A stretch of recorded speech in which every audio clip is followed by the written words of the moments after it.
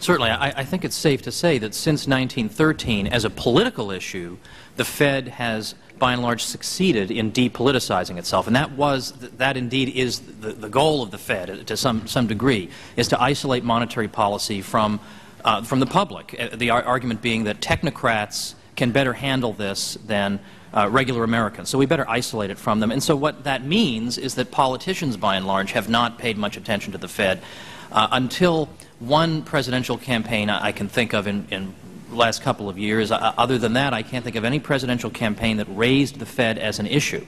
So the fact that a bill like this comes forward, has hearings like this at the full committee level, when efforts like this have been tried in the past, as the chairman mentioned at the outset, and have failed, suggests that this is indeed a historic moment. And I believe that the arguments being made against the bill are by and large a lot of scare tactics by the Federal Reserve, which is not used to being under this type of public scrutiny.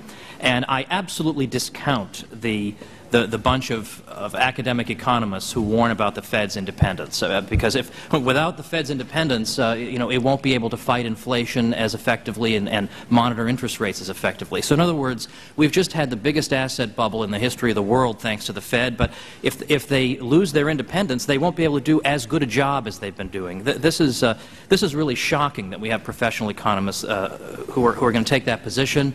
You mentioned, which has been mentioned quite frequently already, about the independence of the Fed.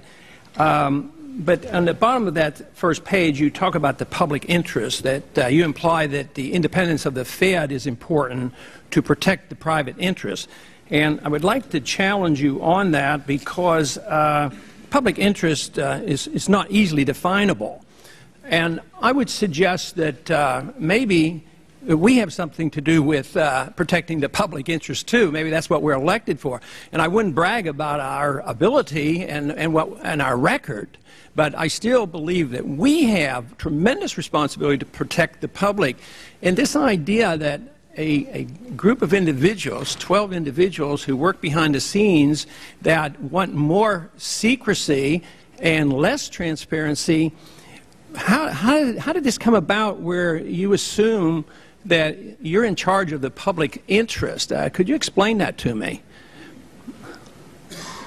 So, Congressman, I don't think we're saying that we are in charge of the public interest in a way that excludes Congress or anyone else. All government agencies have to act and do their best to act in the public interest as within the constraints that Congress has set out. The concern that we have is that monetary policy, to be effective, has to be, and this is a matter that has been studied in a variety of contexts across a variety of schemes in the world, in order to be most effective, has to be as free as possible from political considerations.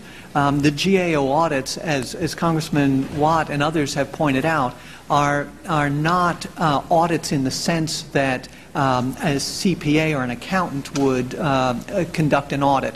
They're really policy reviews. They're reviews that involve oftentimes conducting interviews or depositions of participants, looking at records, coming to an independent policy judgment, and publishing that policy judgment. And we're concerned that that would undermine the ability of the markets to understand the Federal Reserve's actions, the policy actions, to believe that those actions are independent and not being influenced by the GAO, and that Congress is not trying through the GAO to direct monetary policy. That would make our ability to implement the policy, carry out the duties Congress has given us, make that much more difficult. I only have a few seconds left, but if you could answer rather quickly.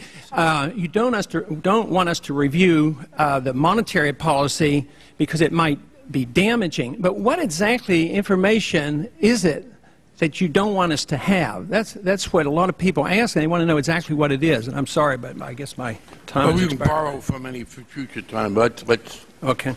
I think that we'll lend the gentleman the time and we'll charge less than they would. Okay. But we'll let him answer it then if he could. Go ahead. So we provide substantial information to the Congress to allow it to oversee our facilities, information about the collateral, about the terms and conditions, about the types. Mr. Roberts, I want to move this along. The question was, what are the types? Obviously not the specific information, but what types of information do you think it would be damaging if they were revealed? So this is our concern about the audits of monetary policy are about the involvement of GAO. It's not about the types. No, Mr. Roberts, that's not. The question is, are there types of information that about monetary policy that you think it would be damaging to reveal? No, I think the issue is about the GAO's involvement in the second guessing about monetary policy. It's about their conclusions and about their review. It's not about the types of information. We make a lot of that information available already I think to the that's an public. adequate answer to the gentleman's question. Yes, and we can go on. Yeah. You know, before the economic and financial crisis that we went through a year ago, we didn't see the Fed on the front pages of the paper, in the headlines, or even see the chairman give an interview on 60 Minutes. I mean, that was really unprecedented, and so I think it's only natural that a lot of people are asking questions about what the Federal Reserve really is about, as opposed to just the open market meetings that happen when they determine interest rates, for instance. So I think that given your role in the bailouts, or AIG, et cetera, I think it's only natural to expect some interest in looking at this. So I think since you're exercising the Section 13.3 authority and invoking emergency powers, if you will, why shouldn't we have a little bit more, as members of Congress, the ability to look at where the Fed is going in understanding what is on the balance sheets. And now, the chairman and many others in this committee have talked about needing to focus on 13.3. A number of my colleagues who are here now were not here when I questioned Mr. Alvarez, but his answers were very scary as to 13.3. Because the Federal Reserve Board has testified before that they will make only virtually no-risk loans under 13.3. But their general counsel testified that just about any loan in any amount would be allowed under 13.3 as long as the board felt secure.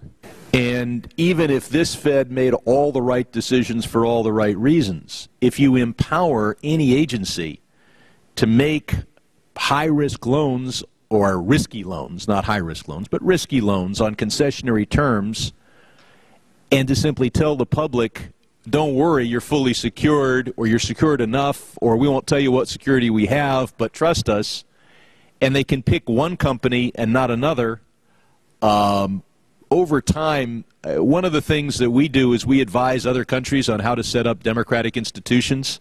Trust me.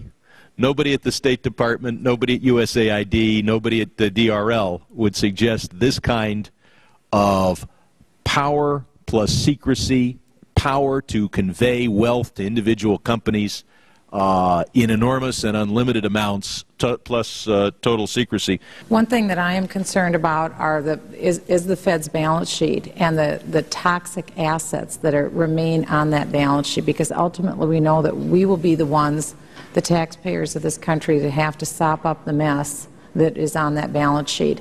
And I think the overnight loans, the fact that we don't know who the overnight loans are going to, what the identities are, and as you had stated, the collateral, I think that makes a lot of us very nervous. And I think maybe everything is fine behind the curtain, but we see that a lot of things aren't fine in a lot of the great financial institutions that came to the brink of collapse and in fact did collapse. The other question I would have for you would be on Section 13.3. and on whether or not it would be prudent for the Congress to take a look at Section 13.3 and tightening that up and limiting the scope of the Fed's authority. It seems to me if we could get a full perspective of an audit, both on policy and on the numbers of the Federal Reserve, if we could get a full perspective of the Federal Reserve, what's been going on since 1913, that it would be easier for us to know if it would be prudent for us to tighten up the limitations on what they can do. I was shocked and didn't read 13.3 until after the economic meltdown. When I read the breadth of the authority of the Federal Reserve, it struck me that they can do anything. They can do anything they want, and we're the ones, the American taxpayers, left holding the bag. And what check do they have? There is no check on that authority. And I think that is very frightening for the American people. And I'm just wondering if you could comment on Congress and Section 13.3. Okay, well, I support exactly what you're saying. I think it makes perfect sense to tighten these things up. And I'd also like to clarify the way in which taxpayers get hit here may not be quite direct, but that if the Fed, let's say, takes on an awful lot of toxic assets, and these assets have got in very, very low value or zero value, then it impairs the Fed's ability when we're being promised that, don't worry, we'll suck all this money back in. Well, if the balance sheet is overloaded with qualitatively degraded assets, how are they going to sell them? How are they going to get that money back in? And so then we will all suffer from the inflation tax. But yes, I agree. I say turn the screws, absolutely. Let me ask you your perspective on inflation. Can you give me your perspective on...